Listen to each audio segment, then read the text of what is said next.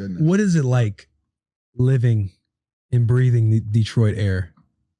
Honestly, I like Detroit. I mean, I do like the city of Detroit. Like the people, the fans there are awesome. Like they're diehards. They gotta be, right? Yeah. I mean, especially the last few years, that you gotta be a diehard to be a Lions fan. But I mean, my last 2 years were obviously tough, just not winning and doing anything like that. But I mean, it's a lot different than Iowa. Because you're from a small town in Iowa, and you go to, Iowa City is like, it's a college town. Like when there's no college students, the town is cut to a quarter of the size. Yeah. And then you go to Detroit, which is a pretty big city. Oh man. Dude. And so like, it's definitely different, but like it grows on you. Yeah, that's what it does. It does. I mean, and everyone, when you walk to a restaurant or you're out at a restaurant or doing whatever, obviously this year because of COVID, you couldn't, but you have people being like, oh yeah, good job, and you're just like, we haven't won, but thank you. Like I appreciate your positive reinforcement. I appreciate and I love you guys, So that is the cool part about Detroit. But there you go. You're doing fucking great, by the way. Yeah, you're doing fucking awesome. This is going to be something that you can now put on your Instagram. I love that. Yeah. We gotta take a good pic. Yeah. We got to take a good pic. After Arm Farm Friday, TJ goes, I need a pic to post. So can we get everybody? Yeah. I loved it though. I'm all about it. I got to. TJ's a content guy now. I love it. We got to get him going. More aware. I usually don't follow through because I still don't think I've posted a pic. Oh, TJ. That's right. Just make sure you tag me and Will. Yeah. Drop in the chat. Yeah. We'll have to put it up. Tag us, please. We'll repost. I got you. Yeah. Unsubscribe, resubscribe. Okay. Matt Stafford. Talk about him leaving the Lions, the whole trade. Well, how about let's start with his relationship with him? Yeah, playing. I was gonna say playing for him, playing with him, not for him. He's a dog. He is probably the best dude, the best player I've ever been around. Period. Sick. Period. I mean, the dude did some crazy stuff in practice. Like my rookie year, my first year, I was on the outside and I ran a in route, at the 2 yards, 2 yards inside the end zone. Yeah. Marvin Jones is over here. Fucking George, man. I know. Talking football, baby. But he's looking at Marvin Jones the entire time, dude. And I come around and I'm a rookie, right? So I've never seen this. He no-look past me. And I'm like, I double caught it, Yeah. I got my feet down and everything. I'm like, oh my God. And I looked at him. I was like, dude, you not look me? He's like, yeah, I saw it caught you off guard. I was like, that's savage. I was like, yep, it did. But dude, he is a hell of a player. Oh, dude. I mean, like I said, he would do anything for his dudes too. Like, I mean, the stuff that he did in practice, in the game, he no-looked against us. Yeah. That was sweet. Threaded the needle, bro. No look. It's a no look, but it's not just a no look. It's like on a line. Yeah. On a line between a linebacker this way, and then a safety this way. And it just goes, that was sick. Oh, he would break the huddle and he would start changing stuff. He would talk to me on the line and be like, there was a couple I missed, but you want to apologize to him? I did apologize to him. Okay. Oh, there was one, I can't remember who we were playing, but we were playing, it was like, I had a basic route. I ran the basic and he told me to do a corner and I caught the basic. He threw it to me and he came to me and he's like, are you kidding me? He's like, did you hear me say a corner? And I was like, oh no. And I was like, I still was open, right? And he's like, yeah. But no, he is one of the best players. Threading it. Oh, that was just silly. And what's funny too is like the next week you're getting coached up by the coaches and the guys are getting coached up and you're kind of just sitting back watching film like, what? Sure. Yeah. Like, what are you going to do? No, you don't do anything. Shout out Sanu. Shout out Sanu. Sanu's a dog too. Yeah. No, this dude would play through. Can you go back so one more much time? Too. Like one of the that's what you'll ever meet. Is that you? Yeah, that's me. I sat. I think I actually fell on this play, high key. Yep. See, look. Oh, distraction. Distraction. Yeah. It's on purpose. It worked. Yeah. It worked. Yeah. Talk about his just the grit in playing through injury because he seemed like he played through absolutely everything. Everything. Nothing could go wrong where it was like, all right, he's out. Awesome. You always looked over your shoulder like, oh, he's coming back. Like if he did get checked out by a trainer or something, he would tell him to leave. He's one of those guys that he does like again for the boy. For all of us, he was like, for the boys. Y'all do all this during the week. Y'all do everything I ask of you, and I'm gonna go out there and do everything that I can for you guys. And everybody on our team respected that guy. Like everybody loved him, and that like he will forever put a stamp on my career and in the city of Detroit. Like he was, like I said, one of the best players, the best player I Didn't he right after he got traded, he did like $1 million donation to like the city of Detroit and like a children's thing? Yeah. That was awesome. I mean, dude, he loves the city of Detroit. I mean, you can correct me if I'm wrong, but I'm almost 100% sure he flew all his wife, Kelly, all the way back to Detroit while they were still in LA to have all of their kids born in Detroit. Like all of their kids are born in Detroit. Because they love the city of Detroit. That's sick. Did you ever get to like pick his brain like one-on-one and talk about him being a pro or just any tips, like being a young guy, and obviously you have somebody like Matt Stafford in there. Did you ever get to have conversations where you kind of tried to get advice outside of just Georgie? Little piece of advice. Give us a little snippet. Yeah, give us a little something. A little snippet. I mean, he loved when you got to the spot as fast as you could. Like he loved that because he could put it where you wanted to. Nice. You know what I mean? So I would do some stuff and I'd try to wiggle at the line or do something, and he'd be like, dude, just get there, and I'm like, okay, I got you. Like, I'll do that. I was like, I'm sorry. I tried to do too much, I'm so sorry for trying. But then again, like he would never yell at you. He would always just like be like, hey, here's a little thing and you just take it, and I that's why I loved him so much. I mean, he, like I said, dude, he was the best player I've ever played with. Yeah, we and played the best together. person. That's what's tough. Yeah, that's right. I still love you. He's a legend. You're close second. We played together. No, I'm kidding. Best player I've ever played was played 2 years. You know what I mean? No, I mean, yeah. I don't know. Is it tough not being a winner yet in Detroit? Yeah, I mean, is it tough knowing Matt Stafford left because he couldn't get a ring in Detroit? Jeez. I'm fucking with you. That's a deep question. No, I mean, I got it. It's hot. Yeah, it is. Do you when he got traded? Do you sit and like you watching like? Oh, I mean, I texted him. Dude, I was like, dang, dude, I love you. I know you're gonna go win somewhere. Like I know you are. Like that's just the type of dude he is. I feel like everyone's rooting for him to win too. Oh, I mean, there's not a guy in our locker room that's not rooting for that guy to get a ring. That's awesome. I mean, all of us loved him. He's in my division now, so I hope he doesn't. Yeah. Much respect, but I hope he don't. Yeah. I mean, are you fired up about Jared? I mean, it's gotta be cool knowing you got a good young quarterback in Jared that's coming to Detroit. Yeah, no, I mean, I'm super excited, and honestly, I've talked to Jared a couple times, and those two have the same like demeanor, just cool guys. Like, will give you pieces of advice, but they'll never like yell at you unless you go too long. You know what I mean? Like, unless you do something really wrong. You know what I mean? Yeah. But I mean, Jared, I'm super excited to play with him. He's gonna be. I've seen. He seems like he's for the boys. Yeah. Oh yeah. You know what I'm saying? Yeah. All right. He seems like he's got a personality. I've seen him on stuff. I think he goes on some Barstool stuff, but outside of football, you know what I'm saying? He seems like a good dude. Yeah. I mean, at least what I've heard and what I've gotten to know. I mean, I'm excited to have him on our team. I think. I mean, me being in the city. I mean, I'm excited to get this thing turned around. Get this thing going, and I think everybody in that facility and all the new coaches and everyone is super fired up to get this thing started. Yeah, speaking of new coaches, your coach had a fantastic opening interview. The best, right? Yes, kneecaps. I think I got to wear jeans around you. You do. Good luck. I don't want my knees there. I was wondering why he was fucking trying to bite everybody's knees when we were lifting her. Yeah, doing push-ups, going after my knees and my Achilles. Oh, we play them this year too, so I'm looking swap. forward to that. Yeah. True. Holding you to that. See, everyone heard that. It's 100%. We better see the photo. And if the COVID protocols don't let us do it on the field, I'm still doing it on the field. I'm in. Yeah. Okay. You can pay I my love fine. that. Yeah. Okay. TJ said he'd pay my fine.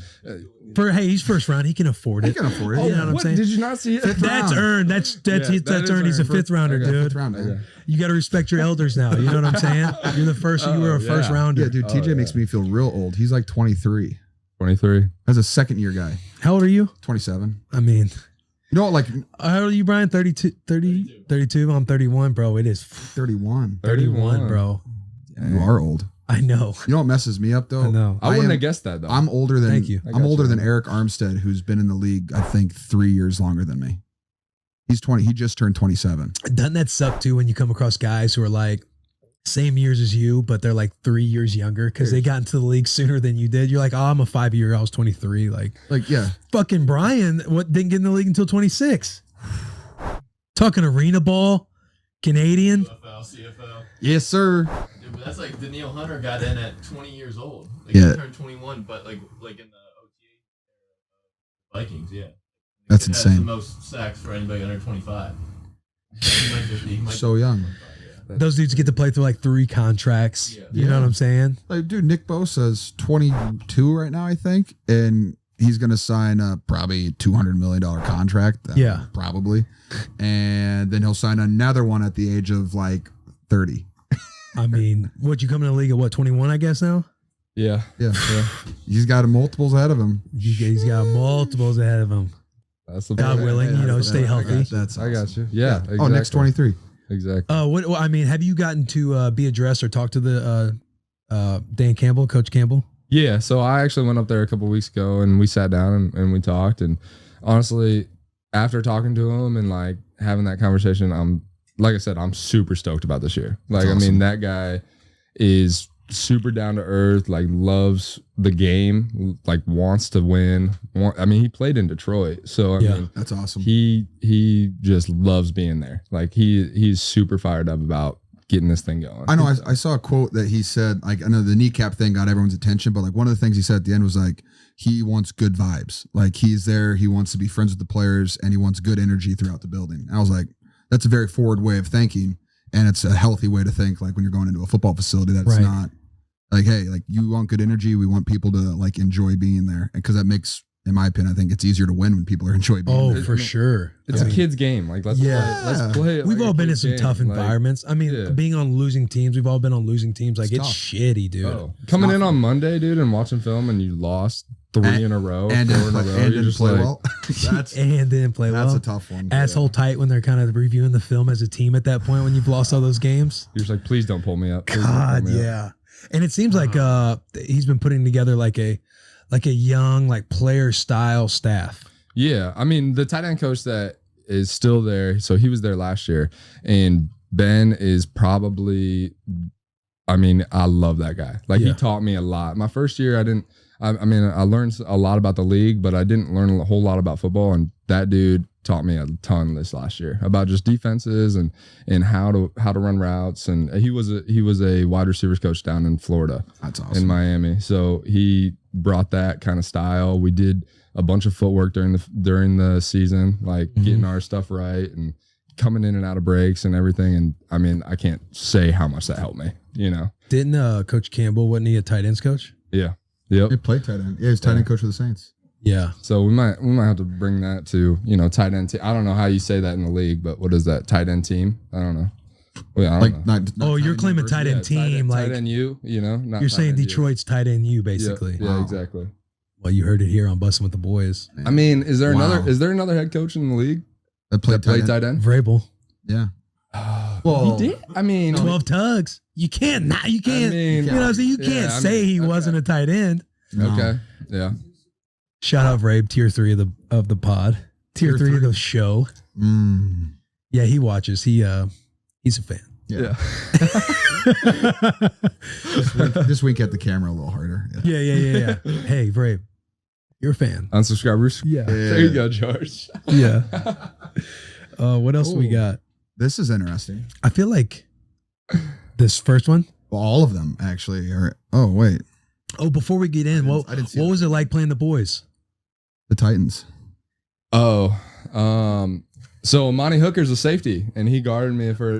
We had a couple Iowa guys. Yeah, him and Desmond. Yeah, and Desmond's on there too. But and I loved going against that. I mean, like, cause in Iowa, I'm not gonna lie, I was a little nervous all the time, like going against Monty because he was our best safety at Iowa. So coming to the league and then seeing that, I mean, he's balling out too. He's playing well. Yeah, definitely is. So I mean, it's always nice to see Iowa guys and y'all, but it's a blast. Did he lock you up? I mean, no. There you go. But I love him. I love the guy. I love Monty. I love you. I hope you know that. But I did get a nice first down, right? What was it like knowing in the second quarter? I want to say when I took the game over. That's debatable. It's debatable. We was on goal line and the boys made a play. Yeah. Yeah. No, it was. And you had to witness it. You know what I'm saying? I think you were in the shot. I think you were in the frame. Honestly, I've never fumbled a ball in my entire life. And the one that they handed off to me, because you got a jet sweep? Oh, I had a jet sweep. Good for you. How'd it go? First one ever. It didn't work out.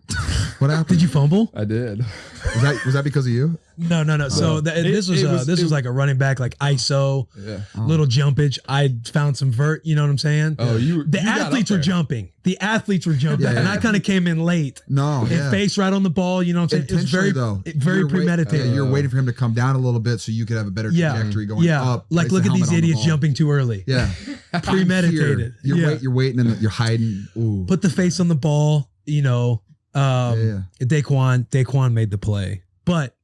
He was mad. Daquan was mad. He wanted me to publicly come out and say that he caused the fumble because he's like, you're going to get all the attention because of Bussin With The Boys and this and that. Do you know exactly where they know exactly where how many times have you guys watched this clip? No.